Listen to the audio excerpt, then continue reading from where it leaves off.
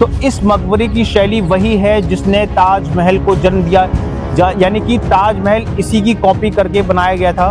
बू हलीमा इस मकबरे को यहाँ पर क्यों बनवाना चाहती थी, यानी कि हजरत निजामुद्दीन औलिया की दरगाह के पास में क्यों बनवाना चाहती थी, क्योंकि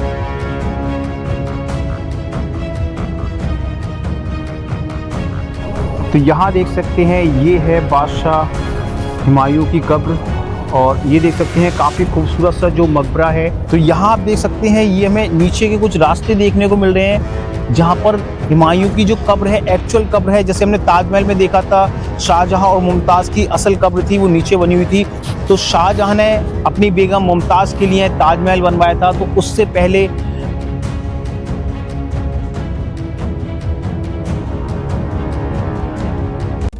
दोस्तों आदाब, नमस्कार, सत श्री अकाल। तो फाइनली टूर ब्लॉगर के एक और ऐतिहासिक शहर में आपका स्वागत है।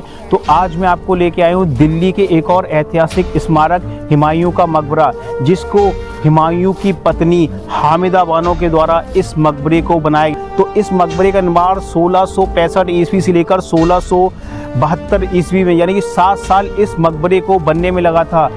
तो आखिर क्यों हामिदा बानो ने इस मकबरे को यमुना नदी के किनारे ही चुना, और आखिर क्यों हामिदा बानो ने इस मकबरे को हजरत निजामुद्दीन औलिया दरगाह के करीब में ही इस मकबरे का निर्माण कराया था, वो भी हम आपको बताएंगे। और आखिर क्यों ताजमहल इसकी कॉपी करके बनाया गया था, आज हम जानेंगे इस खूबसूरत से मकबरे का इतिहास और देखेंगे इस खूबसूरत से मकबरे को।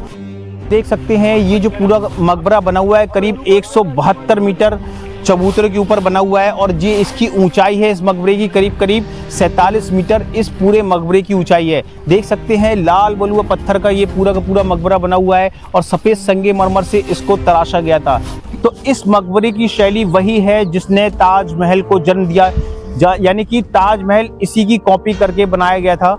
और काबुल में जो मकबरा है बाग-ए बाबर, यानी कि बाबर ने जिस बाग को बनवाया था काबुल में, उससे बिल्कुल अलग इस मकबरे को बनाया गया था। और इसके जो आर्किटेक्चर थे मिर्जा गियास बेग, उन्हीं ने इस पूरे मकबरे को जन्म दिया था, यानी कि आर्किटेक्ट किया था इस पूरे के पूरे मकबरे को। देख सकते हैं काफी खूबसूरत सा भार भरा स्ट्रक्चर हमें देखने को मिल रहा है। इस साइडों में आपको कुछ रूम देखने को मिल रहे हैं जो मकबरे के नीचे वाले पोर्शन में जाते हैं। ये कुछ रूम है, गेस्टों के रूम है यहाँ पर, और ये कुछ नहरें आपको देखने को मिलेंगी। आइए करीब से दिखाते हैं।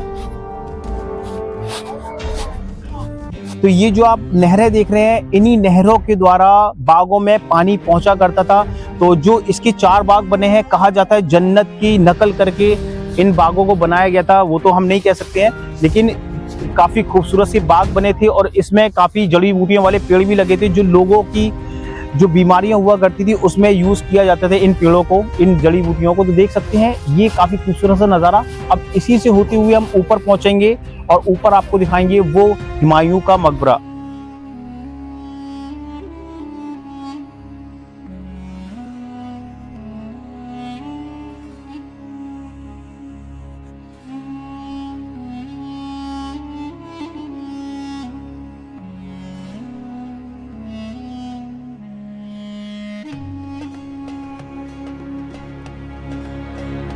तो अब हम आ चुके हैं मकबरे के काफी करीब। देख सकते हैं ये है मकबरे का बाहर वाला स्ट्रक्चर, काफी खूबसूरत बना हुआ है। बू हलीमा इस मकबरे को यहाँ पर क्यों बनवाना चाहती थी, यानी कि हजरत निजामुद्दीन औलिया की दरगाह के पास में क्यों बनवाना चाहती थी, क्योंकि मुगल फैमिली थी, हजरत निजामुद्दीन औलिया को बहुत मानते थे, तो इसी वजह से उन्होंने इस मकबरे को यहाँ पर बनवाया था। तो जो आर्किटेक्चर थे इसको बनाने वाले मिर्जा गियास बेग, उन्हीं के द्वारा इस पूरे के पूरे मकबरे को बनाया गया था। तो देख सकते हैं बाहर वाले स्ट्रक्चर में काफी खूबसूरत सा जो डिजाइन है वो हमें देखने को मिलेगी। ये स्टार की डिजाइन आप देख सकते हैं, ज्यादातर मुगल आर्किटेक्चर में ये हमें देखने को मिलेगी, और कुछ ट्रू आर्च में इसकी जो डिजाइन है वो मेहराब हमें देखने को मिल रही है। कुछ अंदर वाले हिस्से में काफी खूबसूरत सा नजारा, और ये देख सकते हैं लाल बलुआ पत्थर, सफेद संगमरमर और कुछ काला पत्थर, वो सारा का सारा जो इसमें तराशा गया है, काफी खूबसूरत जो डिजाइन है वो इसमें नजर आ रही है। तो यहाँ आप देख सकते हैं ये हमें नीचे के कुछ रास्ते देखने को मिल रहे हैं जहाँ पर हुमायूं की जो कब्र है, एक्चुअल कब्र है, जैसे हमने ताजमहल में देखा था शाहजहां और मुमताज की असल कब्र थी वो नीचे बनी हुई थी, वही रास्ते हैं जो नीचे जाते हैं। और ऊपर वाले हिस्से में उनकी डमी कब्र बनी हुई है। तो यहाँ आप देख सकते हैं ये कुछ कब्रें हमें इस मकबरे के बाहर वाले हिस्से में देखने को मिल रही हैं। तो ये सारी मुगल फैमिली के लोग हुआ करते थे, उन सभी की कब्र यहाँ पर बनी हुई है। बाहर वाले हिस्से में करीब 100 से 150 कब्र हैं और अंदर वाले हिस्से में भी वो काफ़ी सारी कब्र हैं, यानी कि शाहजहां के जो बेटे थे दारा शिकोह मुराद, उन सभी की कब्र भी इसी वाले हिस्से में बनी है। वो भी हम आपको अंदर चल के दिखाएंगे।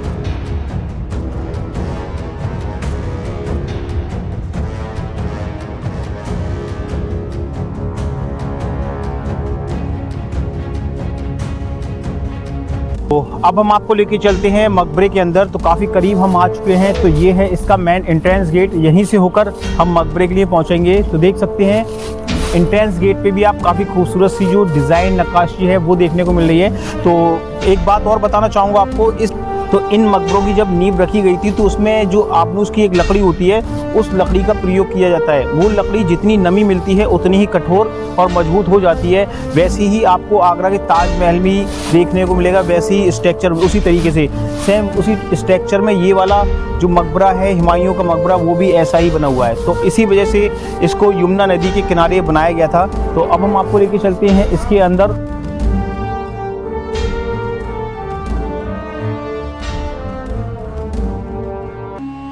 तो यहाँ आप देख सकते हैं काफ़ी खूबसूरत सा जो डिज़ाइन है इस गुम्बद वाले हिस्से में। ये ऊपर दिखाइए जरा, ये वाले पोर्शन में उसी समय की मुगल आर्किटेक्चर और कुछ खूबसूरत सी पेंटिंग जो आज भी हमें इस वाले हिस्से में देखने को मिल रही है। ये है वो अंदर का नज़ारा। और इसी के अंदर अभी हम आपको हुमायूं की कब्र भी दिखाएंगे और उनके कुछ फैमिली मेम्बर, उनकी भी कब्र हमें इसमें देखने को मिलेगी। आइए, साइडों में आप देख सकते हैं यहाँ पर हमें कुछ कब्र देखने को मिलेंगे। कहा जाता है दारा शिकोह शुजा उन सभी की, यानी शाहजहां के जो बेटे थे उनकी भी कब्र इसी के अंदर बनाई गई थी। ये वाला पोर्शन आप देख सकते हैं, इसमें भी ये कब्र बनी हुई है। आइए यहाँ देखिए आप, ये इस वाले हिस्से में ये कुछ कब्र जिसमें कुछ कुरान की आयतें, अरबी की कुछ आयतें हैं वो इसमें हमें देखने को मिल रही है। और यहाँ देख सकते हैं कुछ जाली वाले जो झरोके हैं रोशनी और हवा के लिए इसमें बनाए गए थे। ऐसे ही कुछ गलियारे और हमें देखने को मिलेगी। आइए अब हम आपको लेके चलते हैं हुमायूं के मकबरे के अंदर। आइए देख सकते हैं ये काफ़ी खूबसूरत से जो जालीदार जो मेहराब है वो हमें देखने को मिल रही है। काफ़ी खूबसूरत डिज़ाइन है इसके अंदर और इसी के अंदर मकबरा भी हम आपको दिखाते हैं। आइए, तो यहाँ देख सकते हैं ये है बादशाह हुमायूं की कब्र और ये देख सकते हैं काफ़ी खूबसूरत सा जो मकबरा है, जस्ट ताजमहल की तरह, यानी कि ताजमहल इसी की कॉपी करके बनाया गया था। और ये कुछ कलश देख सकते हैं जहाँ पर उस समय में सोने की कलश यहाँ पर लगी थी, जैसी हमने हुमायूं अकबर के मकबरे में देखी थी। अंग्रेज़ों के समय में उसको चुरा लिया गया और काफ़ी खूबसूरत सा जो डिज़ाइन नक्काशी इस पर हमें देखने को मिल रही है।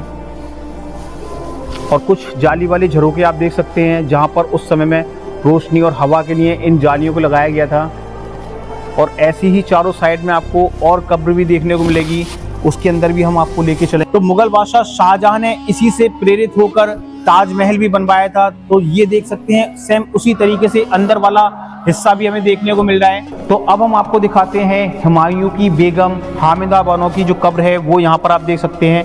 ये वाले हिस्से में देख सकते हैं उनकी भी कब्र है और उनकी जो फैमिली मेम्बर है मुगलों के वो भी यहाँ पर उनकी कब्र देखने को मिल रही है। दारा शुजा और बादशाह शाहजहां के जो बेटे थे दारा शुजा मुराद, उनकी भी कब्र यहीं पर बनाई गई थी। तो देख सकते हैं ये उनकी कब्र हमें यहाँ देखने को मिल रही है। कुछ जाली वाले झरोके जो रोशनी के लिए यहाँ पर लगाई गई थी उस समय में, काफ़ी खूबसूरत सी ऊपर वाले हिस्से में देख सकते हैं जो डिज़ाइन है वो देख सकते हैं आपको देखने को मिलेगी। आज भी 400 साल बाद भी हमें इस तरीके की डिज़ाइन इस मकबरे में देखने को मिल रही है। जो कलर आप देख रहे हैं ये उस समय में नेचुरल फूल, पत्ती, फल, दालें, उनसे इसका पेस्ट बनाकर इसमें पेंट किया जाता था, वो सारा का सारा आप देख सकते हैं यहाँ पर हमें देखने को मिल रहा है। तो फाइनली दोस्तों हमारा हुमायूं का मकबरे का वीडियो हो चुका है कंप्लीट। तो अब हम मिलते हैं अपने नेक्स्ट वीडियो में, तब तक के लिए अपना ख्याल रखें। अगर आप मेरे चैनल पर नए हैं तो मेरे चैनल को सब्सक्राइब जरूर करें क्योंकि मैं इस तरीके की वीडियो लाता रहता हूँ। तो मिलते हैं अपने नेक्स्ट वीडियो।